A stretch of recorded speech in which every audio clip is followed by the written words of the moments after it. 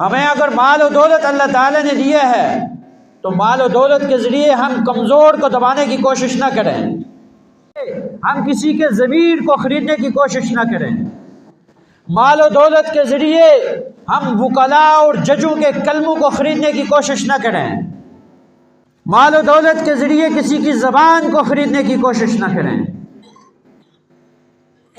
یہ مال و دولت میرے رب نے اس لیے نہیں دیا، مال و دولت میرے اللہ نے اس لیے دیے ہے کہ اس سے اچھی زندگی خود بھی گزارو اور غریبوں اور یتیموں اور مساکین کے اوپر خرچ کرو۔ اس مال کے بارے میں رب تم سے پوچھے گا کل قیامت کے دن۔ اگر غریب ہے، 2 وقت کا کھانا کھاتا ہے، وہ رب کا فرما بردار ہے تو وہ کامیاب ہے۔